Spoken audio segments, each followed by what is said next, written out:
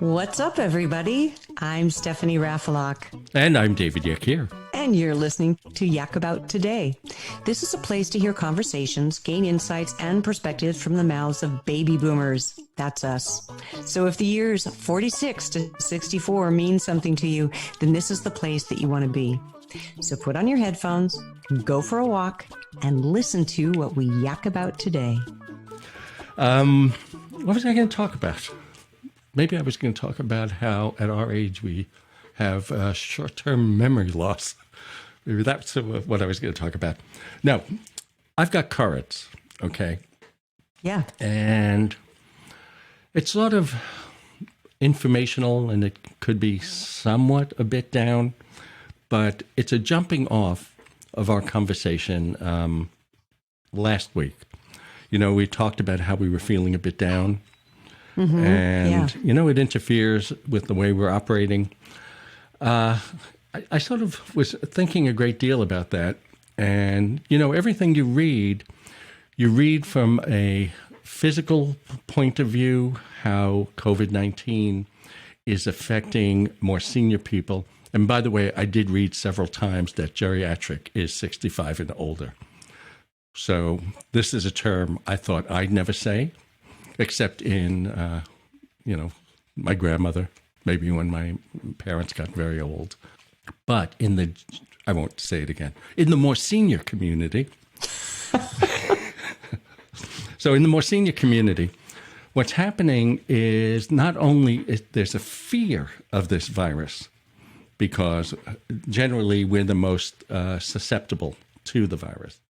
Yeah. You know, we understand that. And it's really locked us up in the house quite a bit. But what you're not reading about, really, is that all the other effects of being stuck in the house, there are other things that happen. We understand that there are mental ramifications from being locked up, and especially by seniors, because many senior people don't have their mates anymore. And they're not communicating with anybody unless you live in a development like you and I live in. Mm-hmm. Where you can get out and pass by neighbors and at least communicate with people. But there are many, many people that are locked up in apartment buildings in the big cities, and they're alone. And their usual places that they may find company, you know, they may go out to pottery classes, they may go out to yoga classes, we may go out to do other things that, you know, we socialize with, and that has stopped. In addition to that, we always talk about how technology solves a lot of our problems. You can get on. I remember we were talking about how a lot of grandparents are spending a lot of time with their grandchildren online. A major percentage of people who are more senior aren't in tune with the latest technologies. They have difficulty with it. So reaching out using technology is not a viable option either.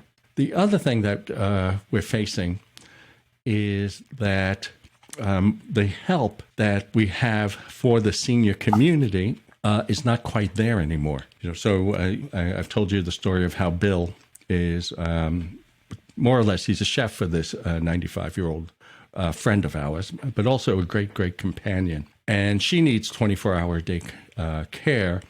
And in that care, the caregivers themselves are so fearful of the disease, they've stopped working, which are leaving the more senior people who are in need of that kind of care in jeopardy, which exasperates their mental state and their physical state. Also, the costs are doubling.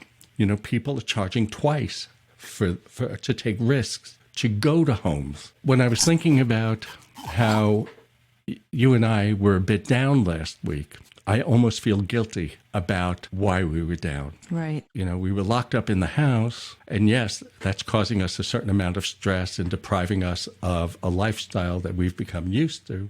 At the same time, and you know, I didn't know how to think about this, because I still think about, when I talk about more senior people, as being our parents' age. But it's not true. There are people in need in the 70s. You know, so that's sort of the current event, you know, that I think we didn't foresee and you don't read about that much. But I see it. I see it in Miriam, that's her name, who Bill's with, and Bill's struggling to keep 24-hour care for her, coming in. She is without any companionship unless Bill takes the chance and goes there every day, risks whatever risk he's taking, and us. I think that's what hit me this week. And I'm sorry we had 2 weeks of talking about an opening downer. Well, mean, it's just the times that we live in is that, we're all having to adjust. And there are some communities that the adjustment is harder. You think about people with disabilities and the adjustments that they've had to make during these times when they're used to certain services. That's right. That now are harder to get. And certainly the senior community in that regard. And now you're seeing it, it's come down. It's kind of like the trickle down effect. You're seeing it with parents who are much younger, who are having to make this horrible, horrible decision of, do I keep my child safe and find some means of homeschooling, or do I send my kid back to school? And if I send them back to school, maybe I can go to work. And if I don't send them back to school, then how am I going to work? So it's affected our day-to-day social, relational interaction, and there's just no escaping it. And what keeps getting underscored for me again and again and again is how much people need people. How much we need each other, that our mental health depends upon our ability to interact and relate with someone in the world. And while Zoom and Facebook and whatnot pick up the slack on that a little bit, it's not the same. It's not the same for me to go into a grocery store and to talk to the person behind the counter who has a big plexiglass shield up in front of them, and half their face is covered and half my face is covered. It's not the same kind of interaction. The nuance of human relationship is slipping away from us. I do think it's something that we will recover. But in the meantime, I keep reminding myself, man, don't take your friends for granted, or the people in your life, like the checker at the grocery store or the UPS guy. Don't take these people for granted, because we need human interaction to have a good world. And it's hard to come by these days. There was a time when being a shut-in was your choice, and right. now it's not. Right. And speaking about the people working at the supermarket, since that's the only thing I do, I have a new set of best friends. The woman at the bakery and I chat all the time, right through our masks. I have my favorite checkout people. When I ask them about the family, and they ask me how things are going. Most of the time, they're always offering to carry my groceries because of my age, which is very nice. It helps me, have some companionship going out to the car. Right. But I'm not sure where this ends. Things do not get better the longer we're in these situations. They only get worse. And, everybody's eyeing this vaccine, although a lot of people are telling me they won't take the vaccine. But there seems to be, there was not necessarily only a leader for us, and we desperately need one, a leader who could help us, actually doing things, plus mentally and physically, and being somebody who would take care of this population. But you need a spiritual guide up there too. Somebody has to be there for us. You had Roosevelt during the war doing fireside chats, who kept the whole country listening as he settled them down, gave them updates, gave them peace of mind, because there was leadership there. Now, honestly, it's every man for themselves here. Well, it kind of is. A lot of the governors have done really well, and some of them not so well. And what's been missing is that we don't have one strategy, one plan that everybody sticks to it, and we're all in this together, and there's a goal in mind. Right. That seems like a pretty simple thing to set up, and to listen to the people around you about, testing, and when you test, and how you track, and how you trace, and what population bases you focus on, and especially populations where people are close in together. And we just haven't had that. So I think that we go on like this until something in that shifts, that we have some kind of natural or national direction. All right, I'm going to give you the last word on this. No, actually, I'll take the last word on this. Okay, you take the last word. Groceries are out of control. The prices, I don't know what you're seeing, but certainly down here, that we're paying easily 25, 30% more for groceries than we were. I mean, if you had a $90 bill, you know, when we walk into a store, actually, every time you walk into a store, it seems to be $90 for nothing. But anyway, now it's about $120. Groceries have become really expensive, and that's not doing a lot of this population who's unemployed any good either. Right. Anyway, okay. Yeah. Last word. Okay. Next, let me look around. 1975. 1975. All right. So we're going to take a break right now for a great sponsor, and we'll be right back. I'm David Yakir with Stephanie Raffelock. You're listening to Yak About Today. Oh, one more word. I want to get it in while I remember it. There are times for the radio audience that this show gets cut off because we're only allotted a certain amount of time. So if you do get cut off, please come to yakabouttoday.com or any place you get your podcasts and just sort of search for Yak About Today and then subscribe and then hit a bell and then hit notification. So every time Stephanie and I utter a word, you'll get a little bell that rings on your phone. All right, we'll be right back. And we are back. You're listening to Yak About Today with David and Steffers. You know, I never use that. I know you love that. That's what people call you, Steffers. I have sort of still a formal relationship with you. I still say Stephanie Raffelock. Well, at least it's not Mrs. Raffelock, you know. You're doing well. Okay. But I'm going to practice before we go on the air. I'll sit there and say. A lot of people call me Steffers, and I sign a lot of my emails, my more personal emails. I sign Steffers. Now, I will tell you a quick story about how I used to sign my emails. Even in business, I had a sense of, you know, familiarity and accessibility and personability. So some of my business emails were not so formal. And I used to sign off big hugs, comma, Stephanie. Except that one day I was typing very fast and a doc in town that I didn't know very well, I signed off big jugs, comma, Stephanie. And it sort of became a joke, you know, because he wasn't sure what I was getting at. And when we talked about it, of course, I laughed. And then I said, well, a girl can dream. A girl can dream. Oh, so, too funny. Too funny. Now, let's talk about 1975. Okay. 1975. Do you want to start? Yes. Okay. There was so much about 75 that was so innocent that I loved returning back to the place. Okay. Mood rings. Oh. Pet rocks. 8 tracks. I had a Volvo with an 8-track in it. Mm-hmm. Disco, of course, which I was never that crazy about. The song of the year, Captain and Tennille, Love Will Keep Us Together. Love, I thought she was so adorable. I thought he was a drug addict, but I loved the song. And album of the year, Paul Simon. This is still one of my all-time favorite albums. Still crazy after all these years. Great album. But the big thing I remember about 1975, and there's a personal story attached to it, is that it was the year that Saturday Night Live started. The very first Saturday Night Live show. And my friends and I were so excited about it.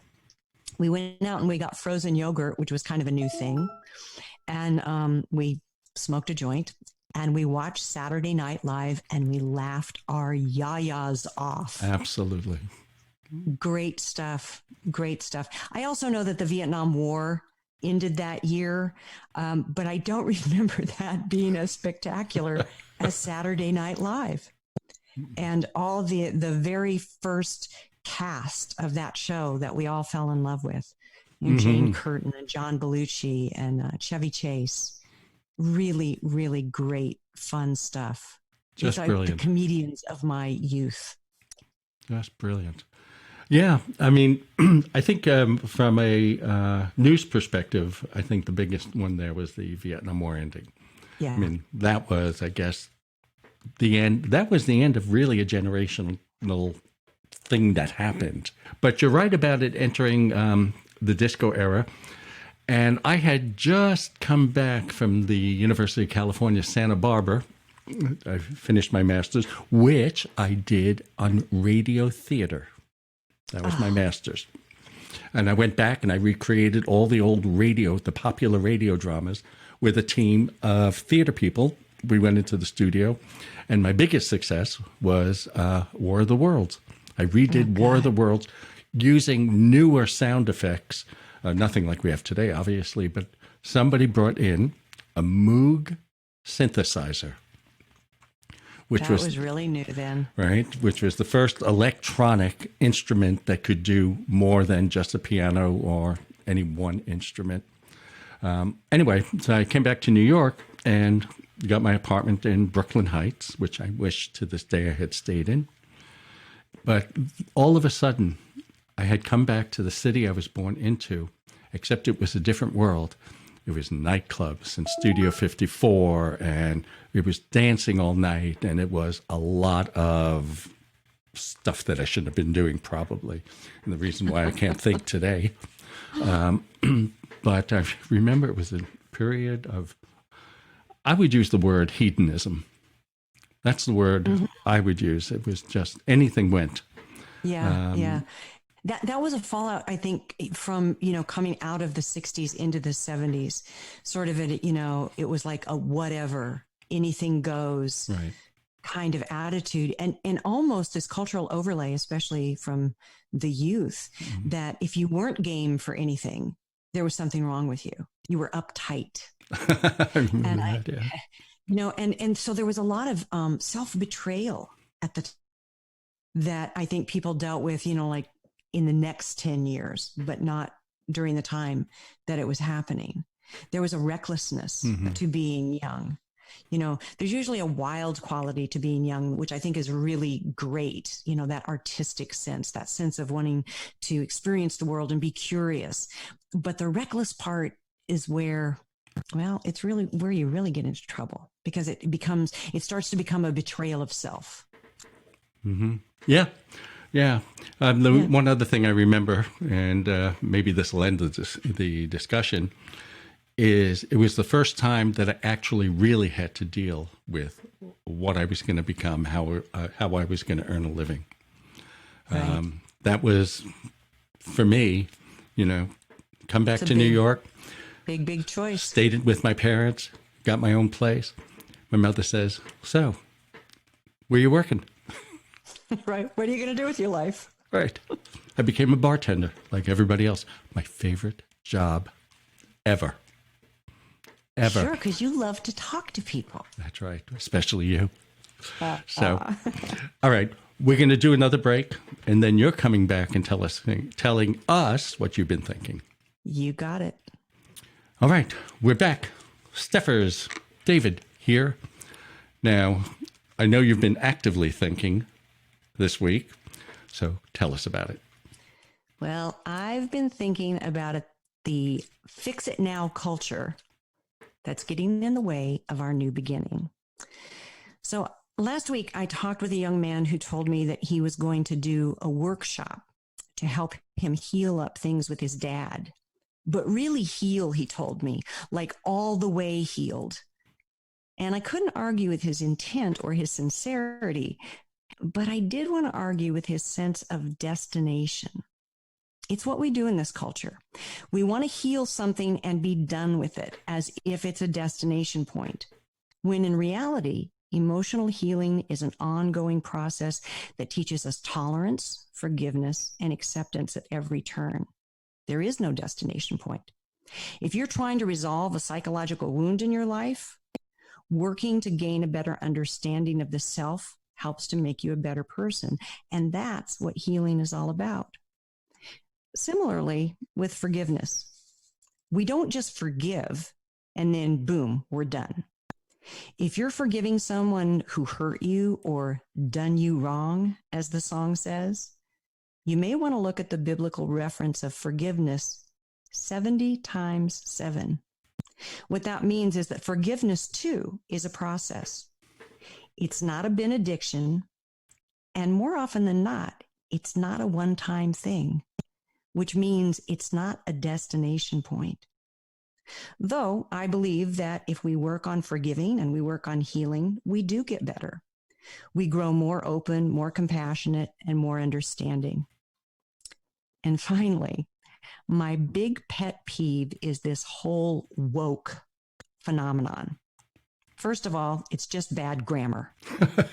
Second of all, like the examples of healing and forgiveness, awakening is not something that happens to us once and we're good to go. Awakening is a process of psychological and spiritual growth brought about by learning more about yourself and your world, and then being humbled by how little you really know. In these COVID times, we're anxious for the lives that we once knew. As an older woman, I sometimes lament lost youth, but I know that I can never go back to who I used to be. As with COVID, we've embarked on this brave new journey, but there's no destination point. Even with a vaccine, the world is different now. Things have changed. And rather than thinking that everything is going to one day go back to normal, we'd do better to spend our thoughts on how we move forward in a world that's polluted and vulnerable to pandemic. Because it's out of that messiness and that mud that potential for adaptation and innovation is going to come about. We're all engaged in a process of healing, forgiveness, and awakening, and it won't come quickly, and it won't come completely. But it does hold the possibility of building a better world that will make us better people. And that's what I've been thinking about. I hope that you, dear listener, will give it some thought too. Okay, David, tell me something good. All right. By the way, bravo on that. Maybe this is a good follow-up. So when we do pick, who's going to do what section, and, we all take our turns and, tell me something good. And I knew it was my turn. I sat all day yesterday and I couldn't think of something good. And it bothered me.